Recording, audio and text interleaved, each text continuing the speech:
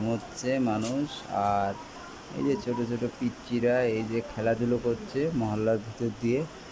আর রাত্রেবেলায় বৃষ্টি হয়েছিল বেশ কায়দা মতন করে, দেখতে পাচ্ছ রাস্তায় কিন্তু পানি জমে গেছে। এদিকটাও গাছ সুন্দর একটা।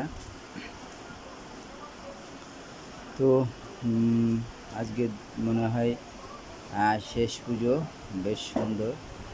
আর এই যে এই সেলুন লেখাটা দেখতে পাচ্ছ কি ফাইন করে দেখা যাচ্ছে।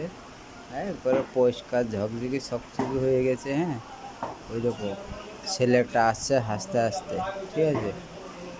আর এটা কি গাছ তোমরা বলতে পারো যদি, তার নিচে কমেন্ট করে জানিও। গাছটা কিন্তু ফাইন দেখতে। হ্যাঁ, কি হচ্ছে?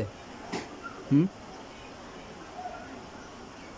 এই যেমন মা মনে হয় কিছু একটা নিতে পাইতেছে আর রাগ করতে করতে যাচ্ছে 10 টাকা হাতে নিয়ে।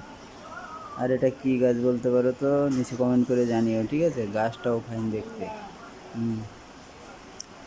তো গাইস, তোমরা যারা যারা দুর্গা পুজোয় গিয়েছিলে, পুজো তোমাদের কাছে কেমন লেগেছে অবশ্যই আমার সঙ্গে শেয়ার করতে পারো, ঠিক আছে। তো পুজো তো বছরে একবারই আসে, সবার জন্য খুব ভালো একটা বিষয় সনাতন ধর্মের, ঠিক আছে। তো এখানটায় যে জল জমে আছে দেখে তো বুঝতে পারছো কী পরিমাণ বৃষ্টি হয়েছে কালকে, ঠিক আছে। প্রচুর পরিমাণ বৃষ্টি হয়েছে, হাঁটু অবধি করে সকল জায়গায় মানে ডুবে গেছে, এত পরিমাণ পানি হয়েছে। তো আকাশ দিয়ে দেখতে পাচ্ছ কি সুন্দর একটা চিল উড়ে বেড়াচ্ছে। আর এই যে পাঁচিলের ওপর দিয়ে কিন্তু ট্রেন চলে, ঠিক আছে।